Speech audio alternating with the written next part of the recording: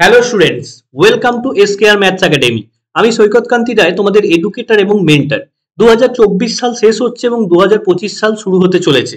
এরকম একটা টাইমে তোমরা দাঁড়িয়ে আছো, একটা গোল্ডেন টাইম বলা যেতে পারে।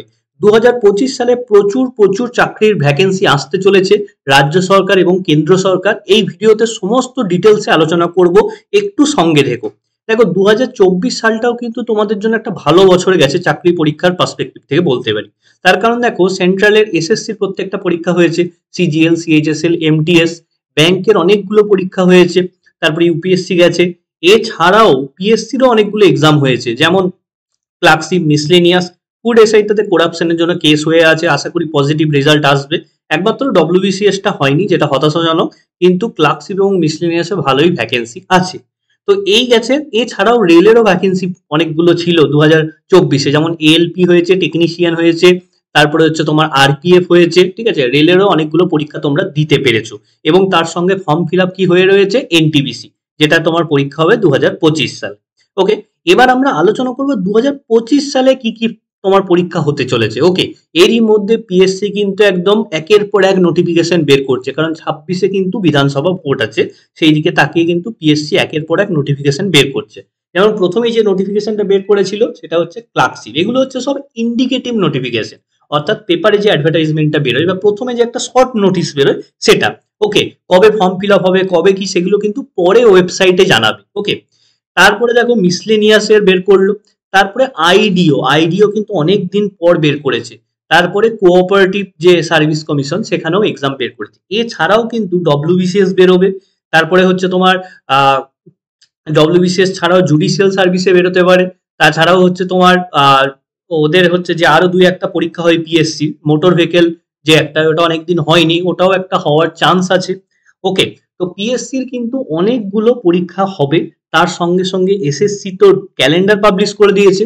ঠিক আছে, সিজিএল, সিএইচএসএল, এমটিএস প্রত্যেকটা পরীক্ষাই হবে, এসএসসি ক্যালেন্ডার পাবলিশ করেছে। তারপরে ব্যাংকিং দেখো আবার ফর্ম বেরিয়েছে, এসবিআই এর ফর্ম বেরিয়েছে রিসেন্টলি, এখনো ফর্ম ফিল আপ চলছে, তোমরা ফর্ম ফিল আপ করে দিতে পারো। ইউপিএসসি তো প্রত্যেক বছরই হয়, কোনো ডেটের নড়চড় হয় না। ঠিক আছে, একদম যে ডেটে বলে সেটাই করে ইউপিএসসি। তো এরকম 2025 সালে কিন্তু প্রচুর প্রচুর ভ্যাকেন্সি আসতে চলেছে, একটা বড় সুযোগ তোমাদের কাছে কিন্তু আছে।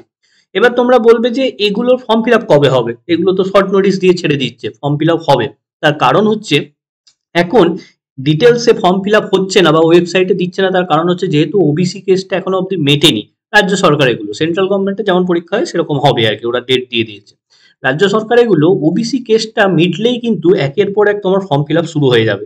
দেখবে তখন কিন্তু আর তোমরা পড়ার টাইম পাচ্ছ না, এখন থেকেই কিন্তু তোমাদের পড়াশোনাটা শুরু করে দিতে হবে। ঠিক আছে, তার কারণ হচ্ছে ওবিসি কেসটা কতদিন ঝুলবে, খুব বেশি হলে 1 মাস, 2 মাস, 3 মাস, তারপরে কিন্তু সলভ হতেই হবে।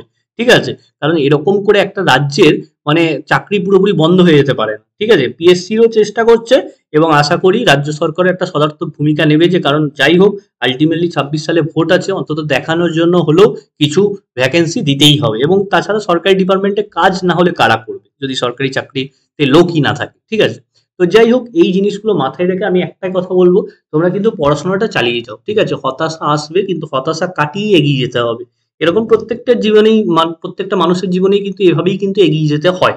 ঠিক আছে, হচ্ছে না বলে বসে থাকলে হবে না।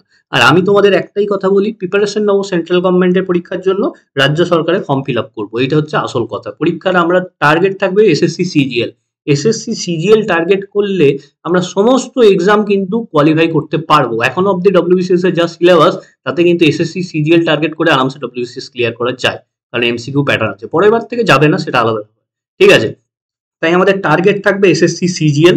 ঠিক আছে, তার সঙ্গে তাহলে রেল কভার হয়ে যাবে, তার সঙ্গে পিএসসির অন্যান্য এক্সাম কভার হয়ে যাবে, ডব্লিউবিসিএস কভার হয়ে যাবে, সমস্ত কভার হবে। ওকে, তো আমার নতুন ব্যাচ এসে যাচ্ছে। ঠিক আছে, জানুয়ারিতে সেকেন্ড উইক থেকে ক্লাস শুরু হচ্ছে। ঠিক আছে, এই যে নাম্বার দেওয়া আছে হোয়াটসঅ্যাপ নাম্বার 9734732959, এই নাম্বারে তোমরা কন্ট্যাক্ট করবে। ঠিক আছে, একদম এসএসসি সিজিএল লেভেল অবধি পড়াবো, ক্লার্কশিপ বলো, মিসলেনিয়াস বলো, যে কোনো এক্সাম কভার হয়ে যাবে, রেল বলো, কোনো এক্সাম নিয়ে কোনো চাপ হবে না। ওকে, সিজিএল এর প্রিভিয়াস ইয়ারের লেভেলে কোশ্চেন থাকবে, তোমরা আমার পড়ানো দেখেওছো, ইউটিউবে ভর্তি ভিডিও পড়ে আছে। ঠিক আছে, অলরেডি আন একাডেমি, কেরিয়ার উইলের মতো প্ল্যাটফর্মে পড়িয়েছি, অনেক স্টুডেন্ট চাকরি পেয়েছে। তমালিকে চেনো তোমরা, ইউপিএসসি কোয়ালিফাই করেছে। তো নতুন করে বলার কিছু নেই, যারা নতুন স্টুডেন্ট তাদের জন্য বললাম। তো যাই হোক, যদি তোমরা মনে করো যে পড়বে, এখন থেকে সিরিয়াসলি প্রিপারেশনটা নেবে, তাহলে জয়েন করে যাও। এই নাম্বারে অ্যাডমিশন শুরু হয়ে গেছে, তোমরা আমাকে মেসেজ করো, বাকি ডিটেলস আমি ওখানে বলে দেবো। Thanks for watching.